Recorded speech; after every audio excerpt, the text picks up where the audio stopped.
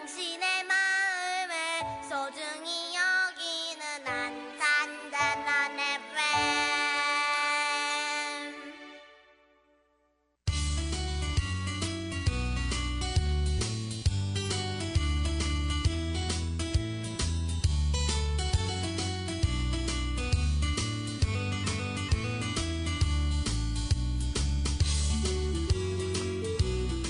안녕하세요. 88.7MHz 단원 FM에서 보내드리는 LQ를 지향한다. 천원석의 횡설수설인문학 2025년 1월 1일 새해 첫날에 보내드리는 100번째 방송을 시작하겠습니다. 참고로 LQ는 낮은 수준을 뜻하는 로우 퀄리티의 준말입니다. 저는 진행을 맡은 전원석입니다.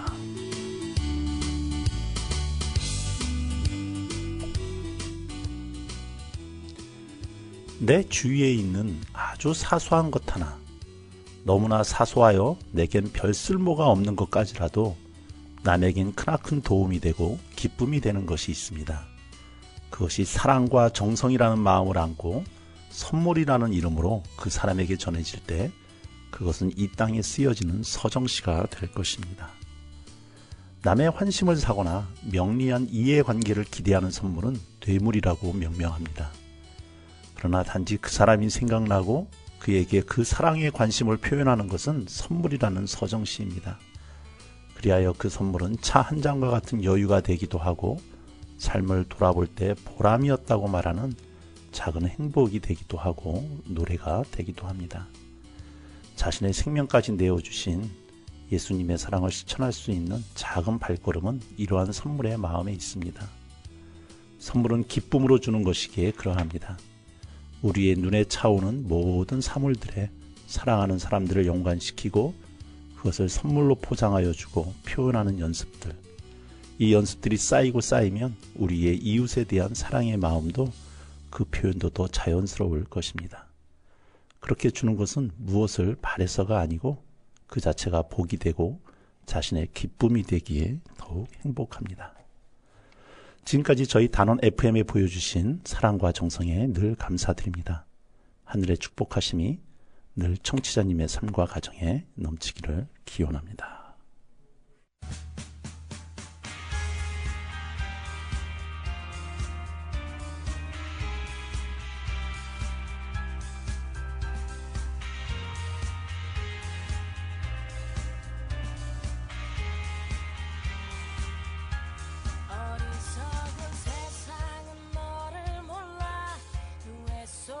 감춰진 너를 못 봐. 나는 알아.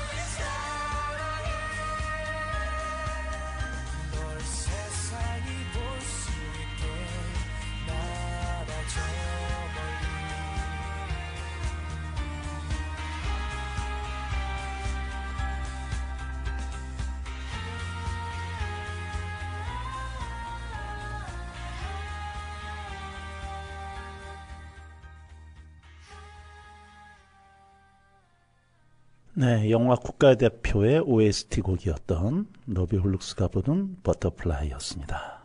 2025년 새해 힘차게 날아오르기를 이제 기대하면서 또 기원하면서 노래를 좀 선곡을 해봤습니다. 자, 2024년 대한민국이 많이 아픈 해였고 아직도 진행되고 있습니다. 새해를 새해답지 못하게 보내고 있지 않을까 이런 생각이 좀 드는데요. 결국 이 모든 것이 우리에게는 정치라고 하는 단어로 수렴될 수밖에 없습니다. 우리의 삶이 정치가 아닌 것이 없는데도 불구하고 우리는 가능한 한 정치의 영역을 멀리 띄워놓고 또 가능한 한 잊고 살려고 그러죠. 그럼에도 불구하고 이 모든 것이 정치 그리고 그것을 다루는 정치인들이 또 한 말씀 하나의 정책 하나하나에 다 달려있고 결정된다는 사실 속에서 우리가 정치에 관심을 가져야 되는 이유이기도 합니다. 그래서 2025년도 어수선한 가운데 특별히 우리의 삶과 직접적으로 관련이 돼 있는 우리 경기도 의회에서 일하고 계신 의원님 한 분을 모시고 저의 100번째 방송 또 새해 첫 방송을 한번 시작하도록 하겠습니다. 경기도 의회 의원, 민주당 의원이신 김태희 의원님을 스튜디오에 모셨습니다. 직접 인사 나누도록 하겠습니다. 안녕하세요, 의원님. 네, 안녕하세요. 네, 자 본인 소개 좀 간단하게 좀 부탁드리겠습니다. 예, 그 안산의 번호동 반월동 지역인데요. 경기도 의회 의원이고요. 김태희 의원입니다. 너무나 반갑습니다. 네, 반갑습니다. 새해 첫날부터 나와주셔가지고 감사합니다. 네. 지금 지역구가 반월동. 예, 안산의 번호 1동, 2동, 반월동, 세개동입니다. 세개동. 네. 네. 그럼 지금 경기도 의회 초선이신가요? 예, 도의 초선. 도의원 초선이시고, 뭐, 바로 일반인에서 바로 도의원 가시지 않으셨을 테니까 그동안 정치 이력이 있으셨을 거 아니에요? 네. 정치 이력을 한번 좀 말씀 좀 부탁드릴게요. 예. 저희가 일단 우선 시작하기 앞서서, 최근에 그 무한공항 참사로 희생되신 분들, 추모 드리고요. 그리고 관련된 유가족 분들께 따뜻한 위로의 말씀 전해드리고 싶습니다. 예. 저는 그 전에는 이제 도의원 전에는 이제 안산 시의원을 지난 2018년부터 4년간 했었고요. 또 시의원 전에는 더불어민주당 경기도당 충북장을 맡아서 2년 정도 했었고, 그 전에는 이제 국회에서 지역의 이제 전해철 당시 국회의원님의 비서관으로서 한 일을 좀 했었습니다. 그래서 네. 그렇게 좀 어떻게 보면 정치와 연관이 돼서 이렇게 활동을 하게 됐습니다. 네. 그럼 전체 정치라고 하는 곳에 발을 디디신 게 지금 벌써 몇 년 되신 거죠, 그러면? 거의 좀 20년 가까이 되는데요. 와. 이제 29살에 이제 대학원 졸업하고, 29, 기억나면 29살 8월 달인가요? 국회에 이제 인턴으로 당시에, 2005년이네요. 벌써 20년 돼 가는데요. 그게 저희가 사회생활 첫 시작을 하는 게, 저희 이렇게 지금까지의 길을 가게 된 것 같습니다. 그럼 학교 다니시면서도 뭐 좀 학생회 활동이라든가 뭐 이런 거 하셨었나요? 되게 고등학교 때까지는 되게 수줍고 또 이렇게 발표도 잘 못하고 사람들 앞에서 나서지 못하는 성격이었거든요. 그냥 조용하게 그렇게 좀 지냈다가 대학교에 이제 저는 이제 한양대학교 철학과를 전공을 했는데요. 대학에 가서 학교 공부보단 오히려 그 역사 철학 연구회라는 사회과학 동아리죠. 네네. 동아리에 거기서 어떻게 활동을 하게 됐어요. 그래서 그 당시에 뭐 역사라든가 아니면 신문이라든가 아니면 사회과학 서적들을 접하게 되면 세상에 좀 눈을 떴던 게 사회에 대한 관심이 좀 시작했던 것 같고요. 그런 과정 속에 이제 학생회 하면서 2학년, 3학년 때 학생회 활동을 좀 하면서 좀 사회에 대해서 좀 비판적으로 보기도 하고 또 문제의식을 갖게 될 그런 시작을 했던 게 좀 됐던 것 같습니다. 그래서 예 그렇게 시작했습니다. 2005년도 그럼 몇 학번이신 거죠? 학번은 이제 95학년이니까 95학번. 95학번. 네, 95학번이죠. 95년도면 이제 어떻게 보면 학생 운동이 좀 막 사그러져드는 끝물 쪽 아니에요? 예, 그 선배분들, 막 80년대 선배분들, 제가 86학번 선배분들까지는 학교 생활할 때 같이 생활을 좀 했었는데요. 네. 이제 동아리 이제 선배분들, 이제 군대 갔다 오셨거나 아니면 대학원 선배분들이나 이제 사회생활 하시는 선배분들도 어떻게 거의 막내였죠. 뭐 저희 1학년 때 선배분들이 나름 이렇게 같이 함께했던 시간들 속에서 좀 뭐 역사란 무엇인가, 뭐 이해치카의 이런 부분, 아니면 당시 5.18 그런 비디오 테이프 있잖아요. 네. 비디오 테이프 막 서클방에 이제 막 이렇게 소장하고 있는 네. 그런 거는 4.3 항쟁이라는 거, 이런 부분들을 좀 접하게 돼서 너무 깜짝 놀란 부분도 많았고요. 학교 다닐 때, 고등학교 때까지 알지 못했던 우리 한국 근대사, 현대사 부분들을 접하게 되면서 좀 제가 몰랐던 우리나라의 현실들, 과거 이런 부분들 많이 좀 배웠던 것 같습니다. 네. 그럼 고향은 어디세요? 고향은 이제 아버님 고향 경기도 포천, 이거 어머님은 충남 공주. 아, 그러시구나. 네. 이번에 무한 사고에 관계되신 분이라든가 이런 건. 아닙니다. 다만 개인적으로는 이렇게 직접적인 이런 분은 없는데, 제가 좀 지역에서 이렇게 만나 뵌 분들 가운데, 그쪽 고향이신 분들이 있어서, 동창 분들이 계신데, 제가 듣기로는 올해 환갑이신 것 같아요. 네. 근데 환갑에 이제 친구분들하고, 그쪽 태국에 갔다가 오시다가 그런 참변을 당하셨다고 몇 분이 그런 안타까운 소식도 듣긴 했습니다. 네. 그 안산시에서는 올림픽 체육관에 분향소를 마련한다고 했는데, 네네. 뭐 경기도 의회 차원에서는 특별히 없나요? 저희 경기도의 차는 저희도 연락을 어젯밤에 저희도 안내를 받았는데요. 수원역 부근에 설치하는 걸로 이렇게 안내를 받았습니다. 그래서 참배나 이렇게 추모의 시간을 저희도 같이 참석을 하는 걸로 계획을 하고 있습니다. 네. 공식적으로는 국가 애도 기간이기도 하고요. 네네. 그래서 아마 이제 연말 연초 맞이하면서 어떻게 보면 잠깐 붕 뜰 수가 있었던 분위기가 네. 다들 국가에 대한 돌아가신 분들에 대한 애도 때문에 좀 자제하는 분위기도 하고, 뭐 그렇게 마음을 모아주시는 거는 또 감사하지만 한편으로는 어떻게 보면 연말 연초를 기대했던 소상공인들 입장에서는 그렇죠. 또 하나의 네. 또 타격을 또 받은 거죠. 그렇다고 그거를 또 타격받았다고 말씀하실 수 있는 입장들도 아니실 테고, 여러 가지 면에서 참 어려운 상황이 진행되고 있는데, 그 중에 하나가 아직도 우리는 좀 탄핵 정국을 좀 진행하고 있지 않습니까? 네. 12월 3일 날 개헌 발표하실 때는 어디에 계셨었어요? 예, 그날 이제 저녁 시간이었지 않습니까? 네. 10시 반 정도였는데, 저 이제 좀 집에서 좀 가족과 함께 네. 있었습니다. 예, 그 직접 정치를 하시는 의원님으로서 또 일반 우리 국민들이 느끼는 그런 것과는 또 다른 감정 뭐 이런 것들이 있으셨을 텐데, 뭐 한 달 동안 경기도 의회도 막 긴박하게 돌아갔을 것 같은데, 뭐 간단하게 좀 어떻게 한 달 동안 의원으로 보내셨는지 한번 말씀 좀 부탁드릴게요. 예, 저도 뭐 언론을 통해서 이제 뭐 계엄이 됐다는 그 부분하고 이제 뭐 다 TV로 생중계를 보셨잖아요. 네. 어떻게 보면 이게 이제 영화 속의 한 장면인가, 영화인데 서울의 봄 네. 있지 않습니까? 저는 그런 부분이 아닌가 좀 믿기지 않았고요. 이게 지금 2024년도에 대한민국에서 일어날 수 있는 일인 현실인지 저도 충격이었어요. 네. 충격. 그래서 야, 이게 저희도 이제 보면 1960년, 70년, 80년대에 말씀 듣고 책에서만 봤던 이런 상황들이 발생되는 부분에 있어서 되게 충격적이었고요. 더구나 이제 군인들이 무장을 하고 국회에 어떻게 보면 침탈이죠. 거기 뚫고 들어가는 과정과 또 정치인들 뭐 최근에서 이제 언론을 통해서 뭐 총을 쏴서라도 아니면 도끼를 해서 부숴라도 또 정치인들 감금해야 되는, 이게 우선은 이제 뭐 사법적인 과정에서 이게 더 진실이 밝혀지겠습니다만, 이게 군인들 통해서 지금 나오는 내용들이지 않습니까? 그 내용 중에 이제 포고령이라고, 그렇죠. 예, 거기 1호에 보면 모든 정치 활동 금지잖아요. 실질적으로 저희도 포고령이 낸 상황이면 저희도 이제 정치 지방 의원이긴 합니다만, 저희들도 실질적으로 활동을 제약을 받지 않겠습니까? 그렇죠. 예, 뭐 금고를 당한다든가. 어떻게 보면 저희는 정치이다 보니까 이런 부분이 더 좀 이게 좀 심각하다는 걸 느끼게 됐고요.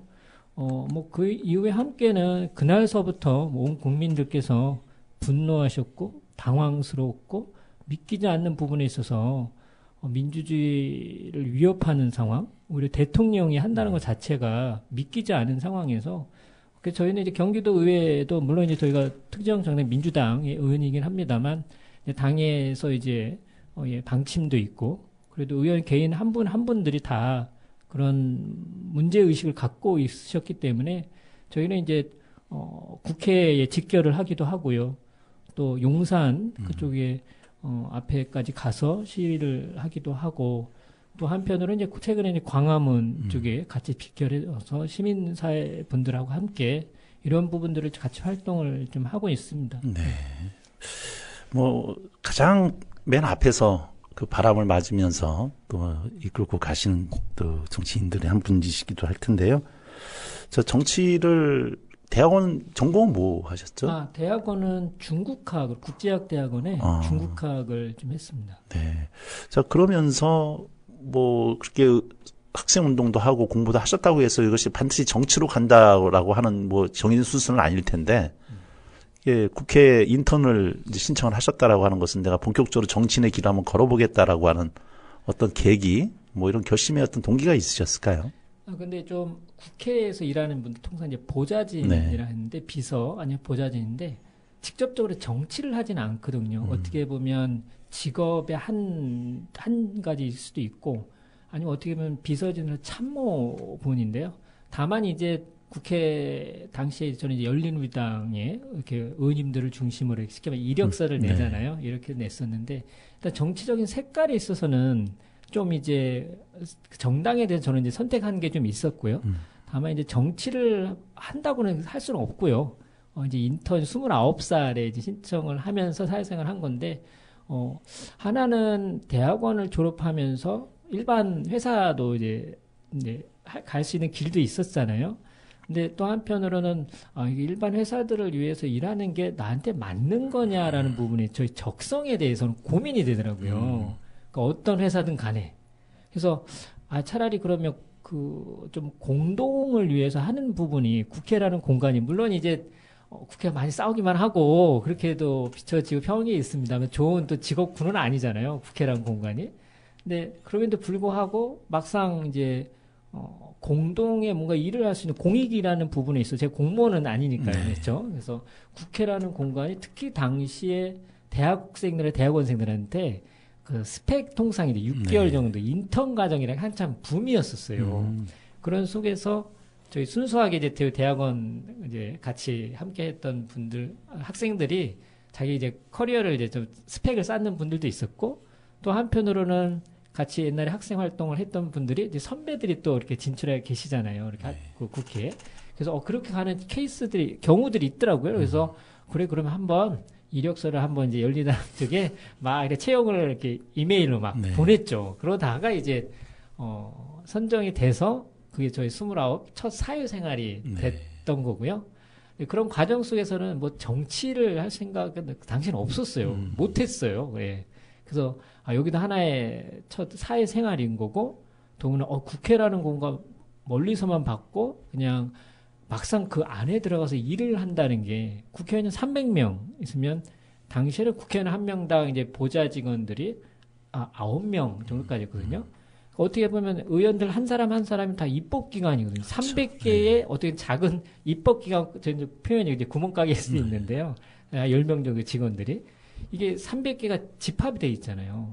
근데 막상 일을 하면서, 저는 국회라는 공간이 되게 정보가 진짜 따끈따끈한 정보, 신속한 정보들이 오고 가기도 하고, 진짜 많은 일들이 보이지 않은 곳이 있었습니까? 진짜 생동감이 있는 곳이에요. 많은 새로운 일이잖아요, 다. 물론 이제 국회에서 예산, 뭐 국정감사, 임시회 이런 거의 이제 매월 이렇게 일정 표는 있습니다만 거기에 담겨지는 내용들과 사건과 정책과 예산 부분들은 다 새로운 부분을 가득 차서 진짜 그런 거에 진짜 푹 빠지게 된 것 같아요. 저는.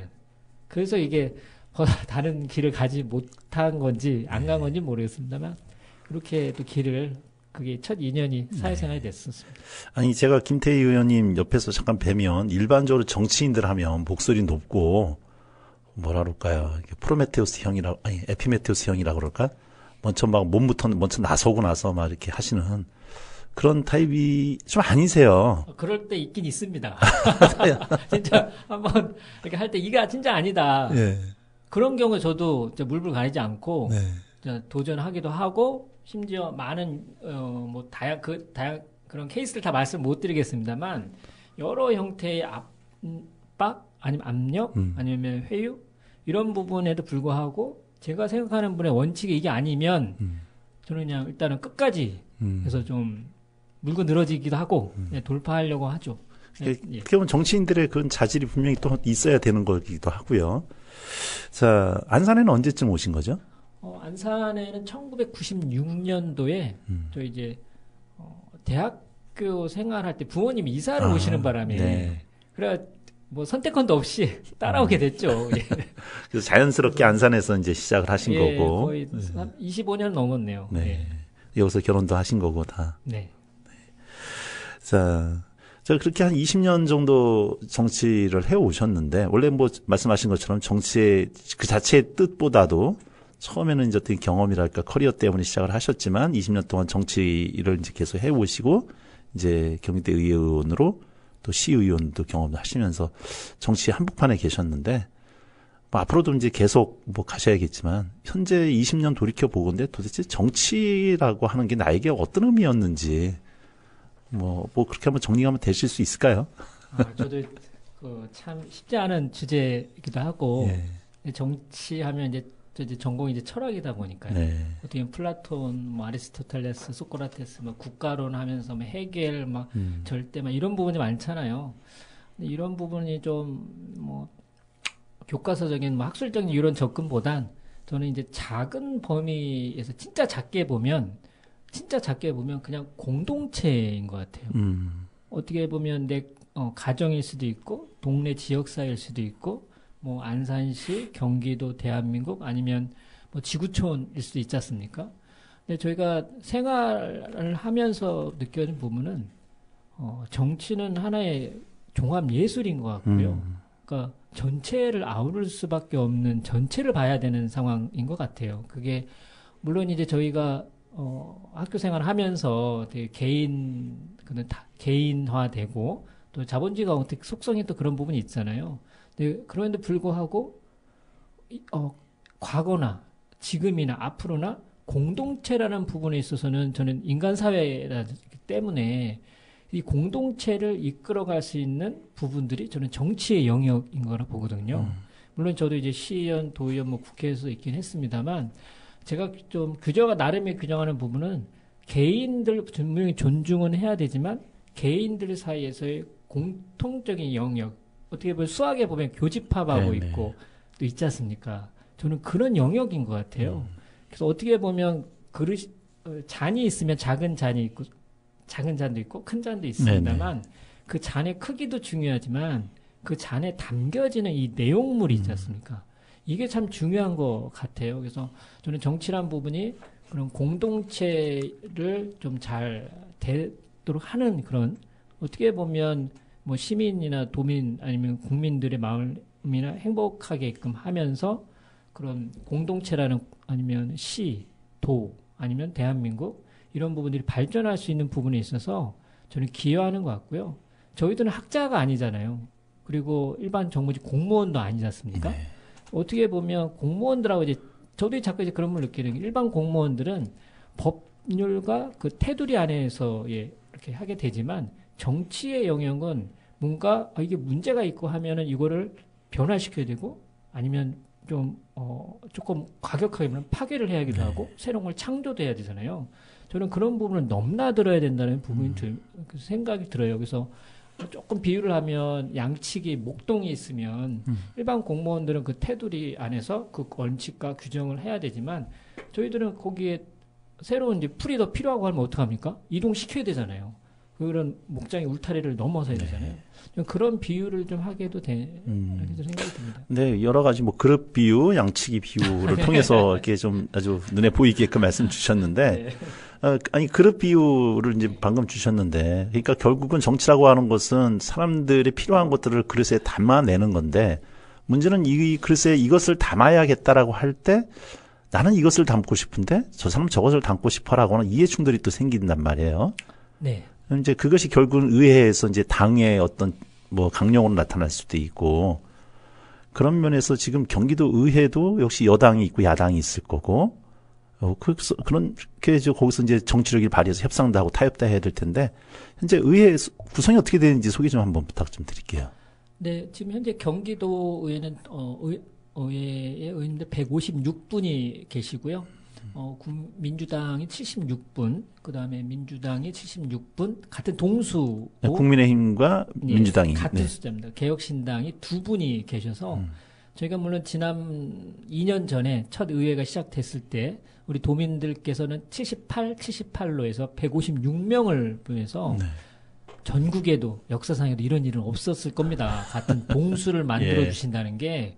그래서 저희도 깜짝 놀랐고요. 근데 쉽게 말해서, 의결을 할 때, 투표를 해야 할 때, 어떤 예산이든 정책이든 동의안이든, 동수가 나오면 그냥 부결이에요. 통과가 안 되는 거예요. 그러니까 전체도 그렇고, 저희가 상임위원회라고, 이제 분과죠, 분과. 저는 이제 도시환경위원회에 있는데, 이 분과가 총 2개예요. 이 분과도 거의 대다수가 동수예요. 분과도요. 그러니까 여기서도 해당 소관 상임위원회 조례 예산 동의안이 같은 숫자 나올 수밖에 없잖아요. 그렇죠. 이게 정당에 대해서 이렇게 서로 이렇게 나뉘어지면 그럼 다 통과가 안 되는 거예요. 그러면 멈춰버리는 거죠. 진짜 도의회 자체가요. 지금 상황은 솔직히 그렇습니다. 근데 지난 2년간 이런 부분들을 서로 알기 때문에 그 속에서 줄다리기, 어떻게 보면 정치력을 더 발휘해야 되는 상황이라고 저는 생각이 들거든요. 네. 예.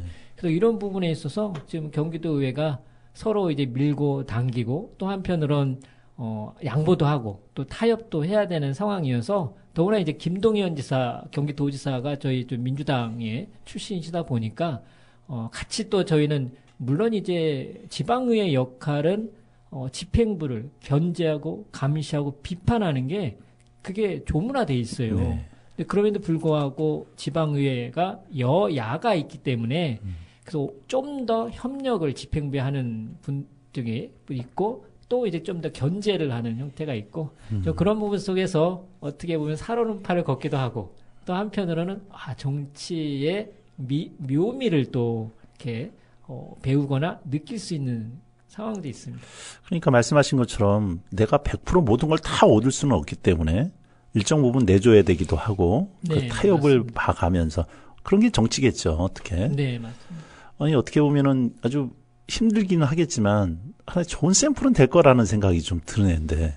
저희도 그런 평가를 받고 싶고요. 물론 이제 다 좋을 수는 없잖아요. 이 부분에 대해서 평가가 다를 수도 있고. 근데 그런데도 불구하고 저희가 좀 비유를 하면 어떻게 보면 당의 의원님들이 어떻게 보면 축구 경기에서 가끔 비유를 하거든요. 정치가 같은 선수들이고 실질적으로 관중들은 국민들, 도민들이시거든요. 선수들끼리 막 치고받고 해버리면 결국은 저희들도 다치긴 합니다만 국민들이나 아니면 관중들이 좋은 이 평가를 하지 않으실 거잖아요. 네.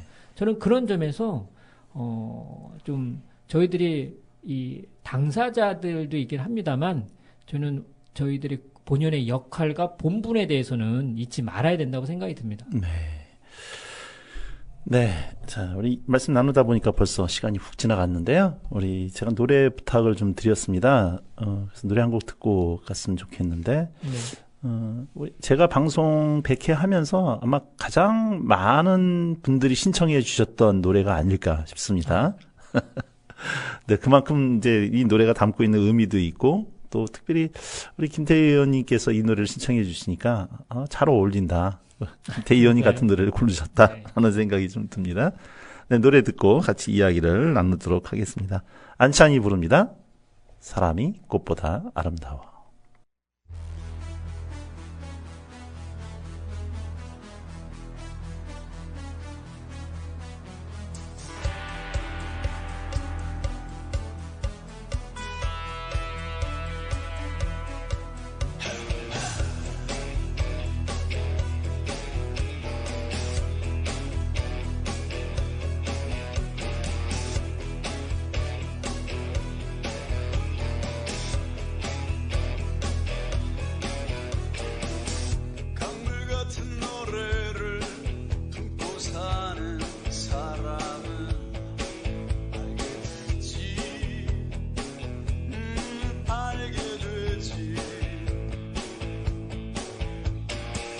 내려두었던 산들이 저녁이 되면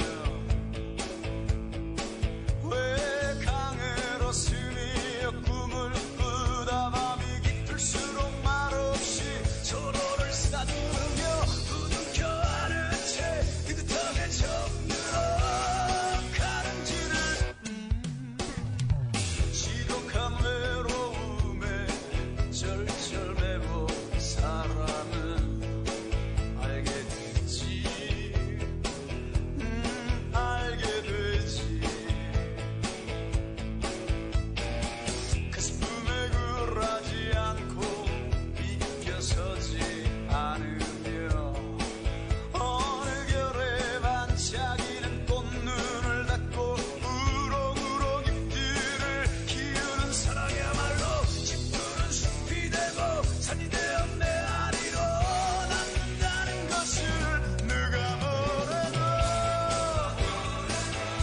사람이 꽃보다 아름다워 이 모든 외로움 이겨낸 바로 그 사람 누가 뭐래도 그대는 꽃보다 아름다워 노래에 온길 품고 사는 바로 그대 바로 당신 바로 우린 참 사람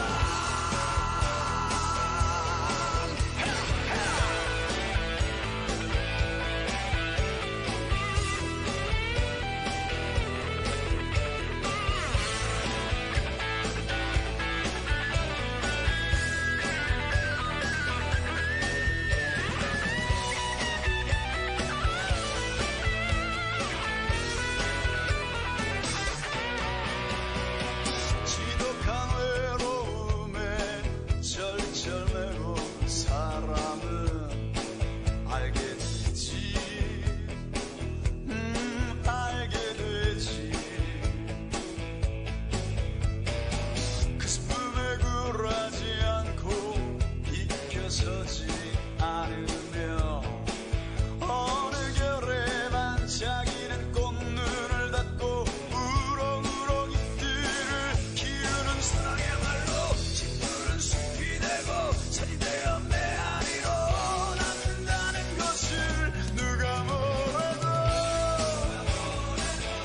사람이 꽃보다 아름다워 이 모든 외로움 이겨낸 바로 그 사람 누가 뭐래도 그대는 꽃보다 아름다워 노래에 온길 품고 사는 바로 그대 바로 당신 바로 우린 참 사람 누가 뭐래도 사람이 꽃보다 아름다워 노래에 온길 품고 사는 바로 그대 바로 당신 바로 지금 자녀분이 어떻게 되실까요? 저희 딸, 아들 이렇게 초등학생이고요. 11살, 9살. 11살, 9살. 네. 그럼 지금 사모님도 정치하시면서 만나신 거 아니에요? 국회에 있을 때 보좌진 할 때 그때 만났었고요. 아, 같은 보좌진 출신으로. 이제 보좌진 제가 이었을 때 네. 다른 이제 직종에게 네네. 있고요. 당시 이제 정치 쪽은 아예 뭐 생각도 못했죠. 아니, 그러니까. 그래서 당시- 내가 만났는데, 네, 네. 내가 만나는 사람이 정치인이에요. 정치, 뭐, 직접적은 아니더라도, 보좌진 자체가 어떻게 보면 정치 한가운데 계신 거였으니까. 그냥 국회에서 일한다고만 알아서 그게 보좌진인지 아니면 또 입법고시는 국회 사무처 직원들도 있거든요. 네네네. 그러니까 예. 그 자체를 이렇게 알지 못했더라고요. 그냥 제가 속인 건 아닌데 저도 중간에 그거 소개팅을 해서 한 네. 건데 그냥 국회에서 일하는 사람이라고 어. 이렇게 소개했다가 한 5년 만났어요. 결혼 네. 5년 과정 속에서 이제 뭐 갑자기 이제 시의원 뭐 출마한다 그러지 뭐 이런 그 당시에 이제 되지는 않았습니다만 네. 2010년도에 한번 출사표를 한번 던지긴 했거든요. 네. 열심히 명함만 한번 이렇게 뿌린 과정이 있었는데 그 당시에도 이제 이 사람이 이제 정치를 한다니까 그때 좀 고민을 하긴 했던 것 네. 같아요. 네. 아니 뭐 본인만 고민이 아니라 네, 보통 네. 정치하면은 3대가 망할 수도 있다고 하는 그런 게 있는데. 그래서 애들한테도 그래서 이제 딸하고 아들이 초등학생이긴 합니다만 혹시 나중에 너희 아빠 좀 정치할래 했더니만 고개를 갸웃갸웃하고 자기가 하고 싶은 거 해야죠. 네. 예. 아니 이 결혼 승낙 받으러 처갓집에 갔을 때 네네. 장인 장모님께서 저희 배우자가 좀 경상도예요. 그러다 보니까 물론 이제 배우자는 좀 다르긴 합니다만 이제 이쪽에서 이제 일을 한다고 하셨을 때 왜 또 민주당 그렇죠. 그런 부분이라고 좀 들었었는데 네. 막상 이제 결혼하게 되고 오히려 더 잘해야 되겠더라고요. 네, 네. 예. 물론 이제 사위가 이제 그런 부분이 정치적 부분이 다 중요한 건 아닐 수 있겠습니다만 그런 분은 오히려 잘 하려고 하고요. 또 한편으로는 너무 또 많은 이야기를 좀 하지는 않으려고도 하고요. 네, 네. 예, 좀 그렇게 잘 처신을 잘하고 있습니다. 아직까지도 정치 성향은 경상도 분. 네. 아니 뭐 이제 정치 성향도 그렇지만 따님을 이제 내줘야 될 때 입장에서 네네. 우리 내줘야 된다 이 표현이 또 성인지 감수성이 또 걸릴 수도 있겠다. 네.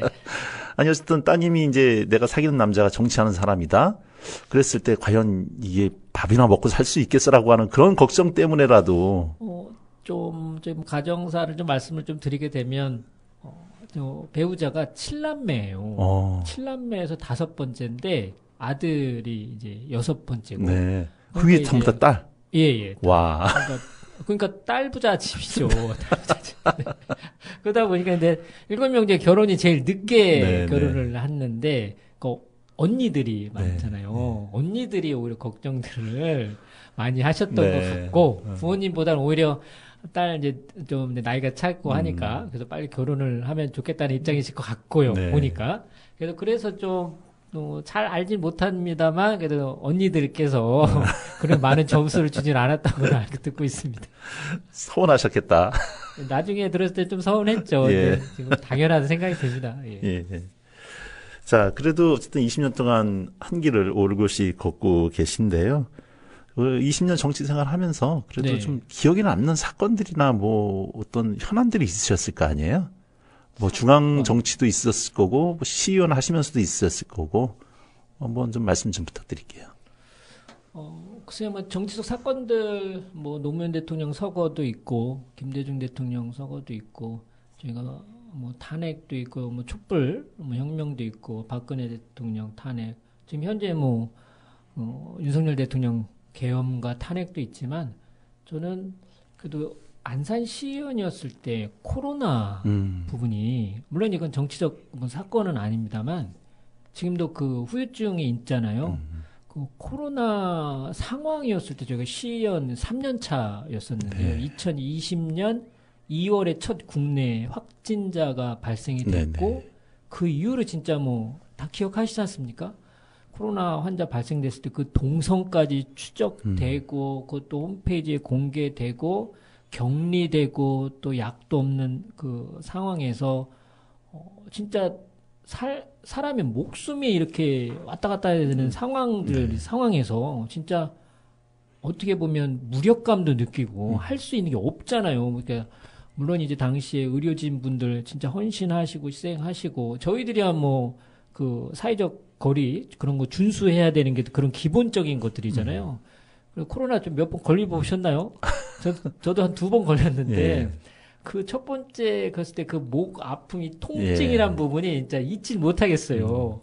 또 이제 그러면서 당시에 그 경제적인 여파들이 소상공인 자영업자부터 시작을 하니까, 물론 이제 세계적 현상이긴 했습니다만, 저희가 지역사회에서는 어린이집, 유치원, 심지어 화훼농가, 택시, 버스, 학원, 진짜 거의 많은 분들이 진짜 삶에 힘든 상황이었잖아요. 그 당시에 안산시의 의원으로서 이 상황을 어떻게 우리가 해야 되는 거냐. 진짜 의학적 지식은 저희 전무하잖아요. 일반인들은요. 그런 상황 속에서 뭔가 해야 되는 상황들. 그 상황 속에서 저희가 안산시 의회에서 코로나 극복 특별위원회라는 거를 좀 제가 좀 주도해서 네. 대표해서 그거를 좀 꾸렸었어요. 3년 차 때. 1년 동안 하면서 그 당시에 이제 했던 게 제가 알기로는 전국에서 처음 했던 걸로 알죠. 기초의회 차원에서요. 전 다른 건 없고 아까 열거를 했던 그런 어떤 단체 이런 분들을 실질적으로 시의회와 안산시가 그다음 이 당사자분들 3자잖아요. 이분들을 현장의 목소리를 들어야 된다. 라는 그래서 의회에서 첫 그런 자리를 마련했거든요. 그래서 관계되는 대표, 뭐 회장님, 지회장님 이런 분들이 다 출석을 하셔서 현장에서 막 울먹이시더라고요. 특히 택시 하시는 분들 한 달에 50만 원도 수입이 안 되는 상황들 이런 상황들 화해농가 진짜 팔리지가 않아가지고 막 갈아엎어야 되고 막 이런 그렇죠. 상황들 그다음에 소상공인분도 그랬지 않습니까? 이런 상황 속에 저도 그 과정 속에서 눈물이 나더라고요. 그러면 실질적으로 물론 이제 시도 경제적인 재정에 대한 어려움 압박이 있었겠습니다만 그 당시에 이제 막 산발적으로 뭐 50만 원 지원하고 100만 원 지원도 하고 막 이런 부분들이 있어서 서로 이제 알게 되잖아요. 그러면 안산시는 도대체 이런 지원들을 나라에서 정부가 해야 될 부분도 있지만 좀 늦잖아요. 그런 부분들을 어떻게 좀 시군 지자체에서 치고 나갈 수 있는 그래야 좀 뭔가 희망이라도 더 줄 수 있는 이런 부분들을 해야 되는 부분에 있어서 같이 동료 의원님들 뜻 있는 의원님들 같이 해서 그런 자리를 했었어요. 네. 그 이제 당시에 인터넷으로 생중계가 됐고 그 당시에 그 대표나 회장님처럼 오시면 그 회원들도 계신 거잖아요. 이분들이 이런 부분을 통해서 목소리를 전달하는 그런 것만 해도 컸고 또 이게 계기가 돼서 다른 지자체의 사례들도 벤치마킹해서 이런 부분들을 진짜 최소한이라도 지원할 수 있는 방안들을 만들어내고 꼭 경제적인 이런 부분이 아니어도 제도적인 지원이나 예를 들면 이런 게 있더라고요.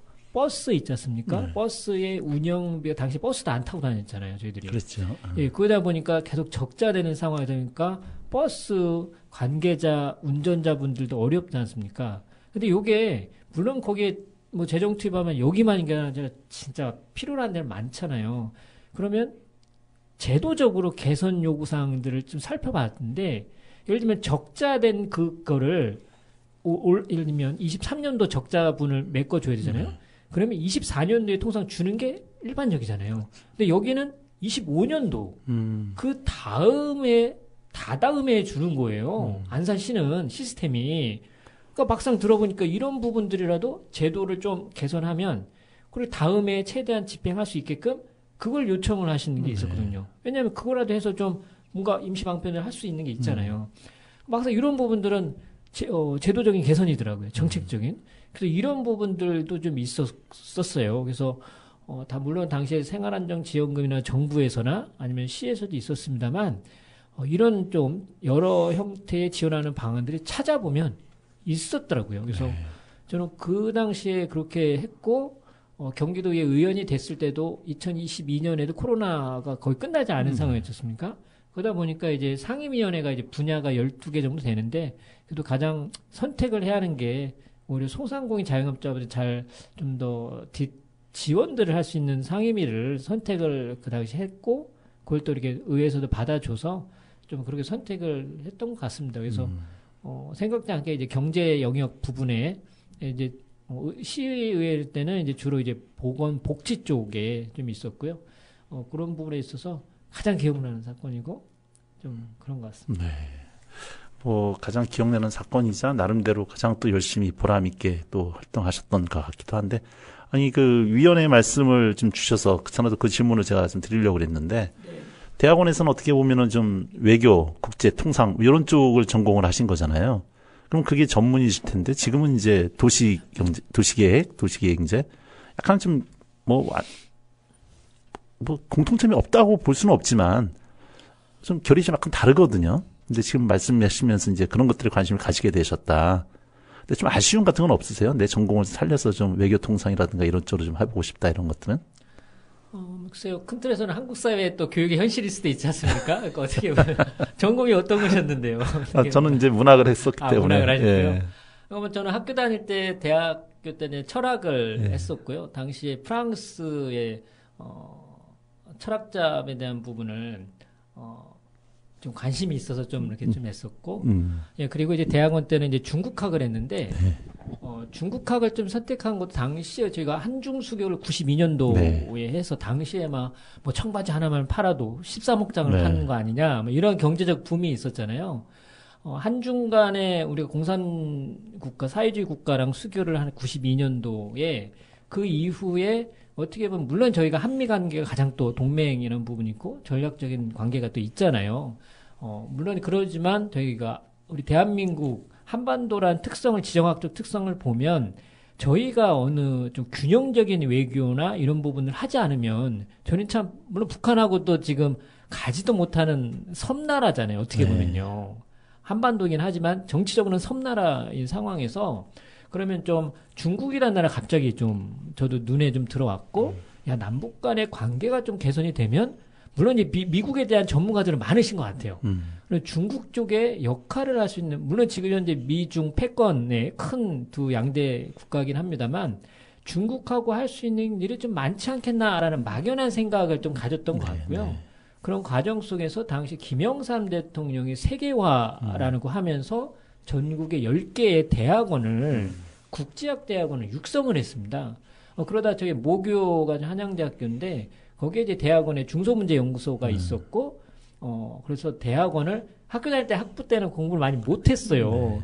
그러면 진짜 하고 싶은 거를 대학원 가서 하겠다는 생각이 있었고 또 중국이라는 나라 뭔가 우리 남북 간의 관계가 있을 때 뭔가 역할을 하지 않겠나 막연한 생각에 이제 군대 가기 전에 마음에 이제 여기는 쪽 가서 뭐 진짜 배우고 싶었어요. 근데 막상 이제 군대 갔다 오고 대학원 준비를 하는데 중국어를 하나도 못했잖아요. 예. 지금은 이열산스 뭐 이런 하나도 몰라는 상황이어서 그러다 보니까 이제 인터넷 동호회에서 찾아가서 배우기도 하고 학교에서도 뭐 교양이나 중국어 배우했지만 한계가 있지 않습니까?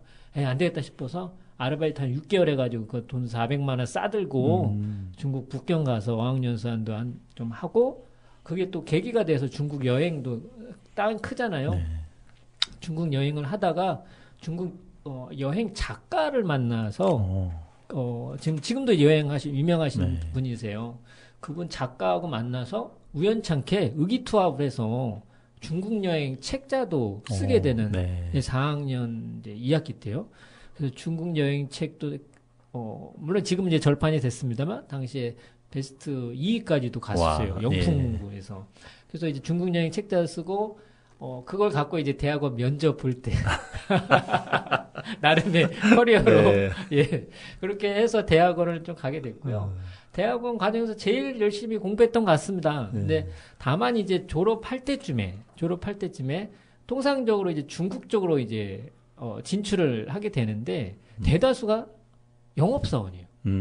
그게 대기업이든 그렇죠. 중소기업이든 영세하든 어떻게 보면 여기도 그냥 민간기업이잖아요. 그래서 물론 이제 제가 희망했던 데가 안 될 수도 있었겠습니다만 오히려 이게 일반 민간기업에서 내 삶을 내 청춘 어떻게 보면 그 부분을 도전하기보단 공공기관에 이렇게 찾다가 갑자기 국회라는 인터넷을 되는 거고요. 그렇게 됐는데 그래서 막상 이제 뭐 국회에도 300명의 의원들이 국회의원이 있지만 보좌 직원들만 해도 한 10명씩만 해도 3,000명이에요. 엄청난 인력이죠. 그분들이 분야가 거기 17개의 상임위가 있는데 자기 전공 살려서 국회의원분들도 그럴걸요. 자기 전공 그러겠죠. 살려서 이렇게 보좌하는 부분들이 그렇게 많지는 않고 또 국회의원들도 2년마다 상임위가 바뀌면 그럼 보좌 직원들도 같이 따라가게 되면 새로운 영역을 배우잖아요. 그런 것 같고요. 다만 이제 저는 돌이켜보면 철학은 제가 학문적으로 그렇게 열심히 하진 못했습니다만 삶이 항상 화두가 되는 것 같아요. 이런 어떻게 살아야지 또 어떻게 이렇게 바라봐야 할지 그런 가치관에 있어서는 그게 큰 저희의 좀 삶의 양분이 된 것 같고요. 중국이란 거는 국제관계죠. 근데 국제관계를 배우면서 물론 저희가 시의원, 도의원 한다고 해서 지방 그런 외교를 하진 않잖아요. 야 이거 괜히 중국어 배웠나 이런 것도 있지만 막상 이제 저희도 친선 외교라는 그런 것도 있고요. 또 이런 국제관계 특히 한반도에 사는 이제 저도 지금 청년의 입장이면 한반도라는 조국의 분단된 조국 현실을 저는 직시해야 된다고 보거든요. 이런 부분들에 있어서는 좀 시야를 좀 이렇게 좀 기본 베이스를 좀 깔게 됐다는 부분이 좀 있고요. 다만 이제 국회에서 여러 분야를 좀 다뤘었거든요. 뭐 산업통상자원위원회, 문화체육관광방송통신위원회, 법제사법위원회, 정무위원회, 각종 뭐 국정조사, 뭐 전에 NLL 아니면 이제 댓글 사건 이런 부분들도 많이 다 해봤어요. 저희가 그러면서 시의원 하면서는 문화체육관광 또 기획행정 지금은 이제 딱 돌이켜 보니까 하드웨어적인 도시에 네. 대한 이런 부분들이 좀 부족하더라고요. 아, 네네. 제가 좀 소프트웨어나 산업이나 이런 부분들은 나름 좀 이렇게 접하기도 하고 기동량도 하고 했는데 그래 조금 하반기 도시 하반기 도시 환경을 특히 도시가 주택 아니면 이제 또 환경은 또 기후 위기에 대한 부분들 이런 주거복지 이런 부분들이 솔직히 용어는 좀 어렵더라고요. 하다가 그래서 편하게 할 수도 있겠습니다만 저희가 저 안산 지역 저희 반월동 저기 3기 신도시가 네네. 들어가 있거든요. 그래서 그런 부분들을 한번 좀 균형감 있게 물론 어떤 의원님들 보면 10여 년 이상 한 분야를 이렇게 하시는 분도 있는데 저는 오히려 좀 균형감을 갖는 부분이 어떻게 또 폭이 얇을 수도 있습니다만 어떻게 보면 그런 감각들을 갖는 거나 배움이 더 저한테도 좀 자극이 되고 그게 또 안산이나 경기도에도 도움이 될 수 있는 그런 좀 네. 생각이 많이 좀 들었습니다. 아니 그런 면에서 질문을 두 가지를 좀 드릴게요. 네. 하나는 시의원 그쪽 지역에 안산 시의원 담당자가 또 계시잖아요. 담당 의원님이 지금 현재요? 현재. 예, 계시죠. 예. 그러면 이제 그 지역은 경기도 의회 의원으로서 또 지역구가 겹치는 부분도 있고 네. 국회의원도 계시고 그러니까 이렇게 시의원으로 할 일이 있고 경기도 의원으로 할 일이 있지만 어쨌든 같은 지역구에서 활동을 하시게 됐을 때의 어떤 조종자 역할이랄까 서로 이분들끼리는 어떻게 국회의원, 도의원, 시의원들끼리는 어떤 메커니즘으로 움직이게 되시는 건지 만약에 또 이 당이 틀린다고 했을 때 또 그것도 좀 미묘할 거라는 생각이 좀 들고 네. 또 한 가지 질문은 보좌관 생활을 하시다 보니까 이런저런 역할들을 많이 하셔서 국회의원들의 가장 꽃이라고 하면 국정감사일 텐데 네. 국정감사 이제 하려고 하다 보면 밑에 보좌관들이 자료 준비 이런 것들을 또 엄청나게 쏟아야했을까 될 거 아니에요? 근데 경기도 의원 하시면서는 특별히 보좌관이 뭐 특별하게 정책 지원관이라 지원관들이 계시지만 뭐 한 분만 네. 담당하는 게 아니라 뭐 이렇게 어떻게 보면 두 분당 한 사람이 지원하고 있습니다. 네. 지금 법에 의해서. 그러니까 이제 국회의원 한 명을 보좌하기 위해서 9명이 달라붙어가지고 자료 쏟아 부을 때랑은 완전히 차이가 있으시니까 그렇죠. 예. 그러니까 결국은 어떻게 보면 이제 의원 한 분 한 분의 개인 플레이, 개인 역량이 또 많이 차이가 있었을 텐데 그럼 보좌관 생활을 하시면서 쌓여졌던 자료 수집이라든가 분석 능력이라든가 이런 것들이 처음으로 바로 그냥 국회의원, 경기도 의회 오신 분들하고는 또 어떤 역량 차이가 또 느껴지지 않을까 이런 생각 좀 드는데 네. 두 개를 좀 같이 묶어서 한번 대답 좀 부탁 좀 드리겠습니다. 한꺼번에 질문을 너무 많이 하셨는데요. 그러니까 시간이 없다 보니까 질문을 제가 네. 물론 이제 아까도 말씀드린 종합예술인 것처럼요. 네. 시의원이 할 일, 도의원이 할 일, 국회의원이 할 일, 안산시나 도가, 정부가 할 일은 엄연히 좀 다른데 네. 예를 들면 동네에 뭔가 지금 최근에 저도 이제 경기도 특별조정교육을 오늘 아침에 받아서 이렇게 좀 안내도 하고 홍보도 하고 있는데 예를 들면 특별조정교육이 하천에 이제 수질오염을 개선하려고 하면 사업비를 갖고 와야 되는데 도의원이 자료를 만들고 이런 권한이 없어요. 문제 제기는 하더라도 그러면 실질적으로 그 시의원분과 함께 현장을 안산시 담당 부사와 함께 현장을 봐야 되지 않겠습니까? 네. 그러면은 초안 자료를 만들어주는 건 시에서 해당 부서에서 만들어주군요. 그러면 이제 시의원분들하고 협조를 해야 되고 네. 돈은 이제 제가 시 재정이 어렵고 하면 도 예산을 받아와게 되는 거고 또 더 큰 사업비가 든다고 하면 이제 국회의원의 도움 같이 해야 저는 문제를 풀어가려면 삼박자가 같이 맞아야 됩니다. 국회, 그다음에 시의원, 도의원이 정치인으로서 네, 네. 물론 이제 안산시 도와 정부가 있습니다만 그렇게 해서 서로 협력을 해서 시너지 효과를 내게 되면 저희는 물론 저희도 뭐 안산 상록갑 그 전에는 상록갑이었죠. 그 지역에서 한 400회 이상 시도회의를 매주 금요일마다 했어요. 그 목록에 보면 각 동별 민원 사항들, 그 다음에 전체 상록 당시의 갑 지역, 그 다음에 안산 전체 사업이 한 70여 개가 사업 꼭지들이 있거든요. 네. 이게 해결된 건 빼내고 다시 새로운 게 들어오는 거잖아요. 이런 부분들을 매주 점검을 하면 또 몇 차례 하면 또 작은 일들은 끝나요. 네. 근데 돈 사업을 해서 이렇게 풀어가고 진짜 큰 틀에서 예를 들면 신안산선이라든가 GTX라든가 그런 큰 규모는 이제 정부하고도 해야 할 부분이 이제 국회의 역할인 것 같고요. 그런 부분에 저희는 많이 훈련이 되어 있다라고 좀 말씀을 좀 감히 좀 드리고 싶어요. 그렇게 해서 서로 시너지 효과를 내는 게 중요하고, 물론 이제 아까 다른 정당하고의 의원님들은 어떻게 보면 경쟁이 될 수도 있고, 또 한편으로는 아무리 정치가 하고 정당이 달라도 인간적인 관계가 있으시잖아요.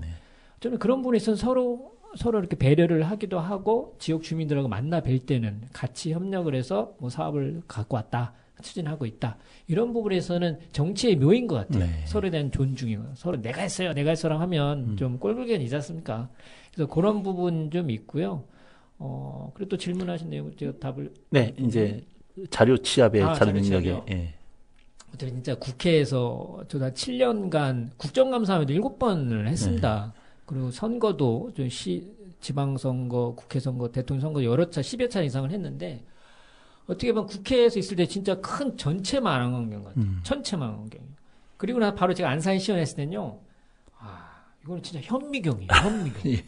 어떻게 보면 가장 기억나요. 250만원짜리 사업 항목 때문에 그 이제 서로 조정하는 줄다리기를 해야 되는 상황이 있었거든요. 250만원 때문에. 뭐 기본적으로 그냥 국회나 뭐 도의는 기본 억 단위고 천 단위고 하는데, 예. 진짜 디테일해요. 사실은요. 근데 그런 점에서, 물론 이제, 저희도 이제 기초 안산시를 상대하기도 하고, 지금 경기도의 집행부 상대하고, 국회에 있을 때는 이제 정부 관계자들 상대를 합니다만, 저는 그런 게 참 많이 도움이 된 거는 좋은 것 같고요.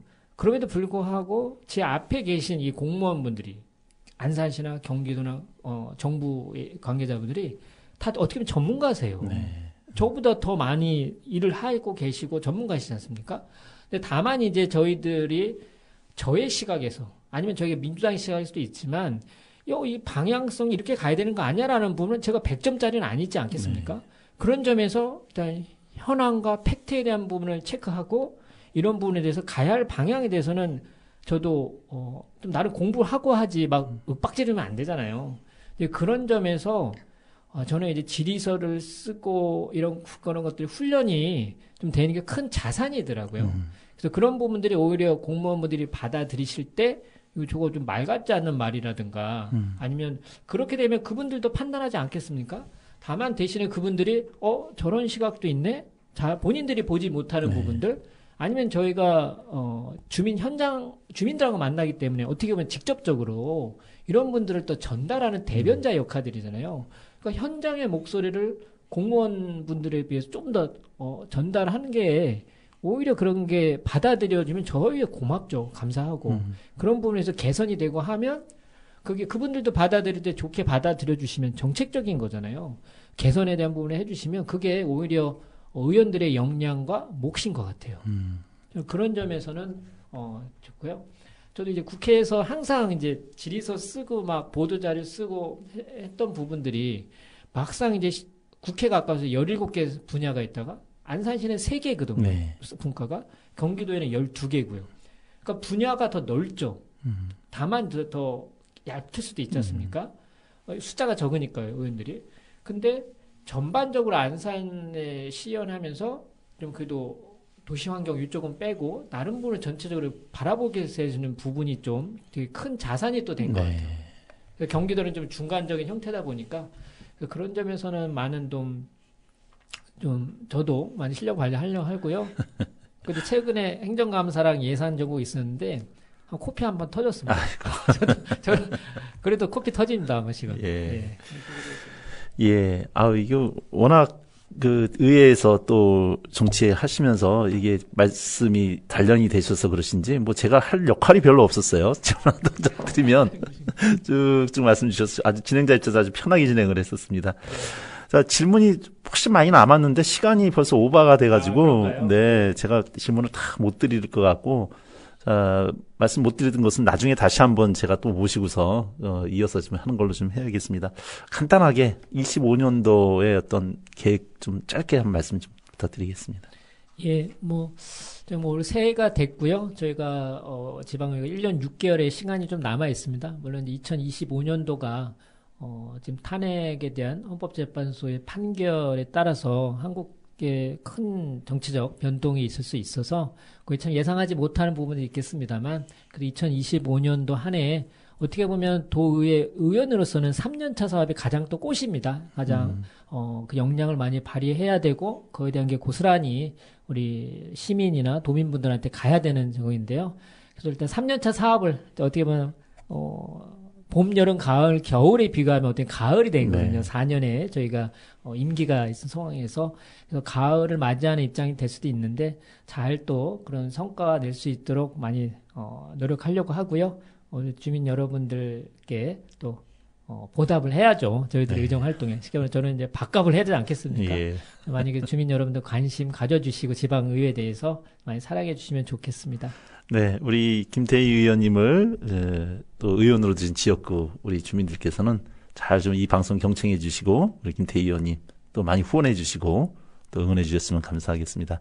오늘 귀한 시간 내주셔서 감사합니다, 의원님. 네, 저도 반갑고 고맙습니다. 네, 감사합니다. 자, 마지막 노래입니다. 싸이가 부릅니다. 예술이야 들으면서 오늘 인사드리도록 하겠습니다.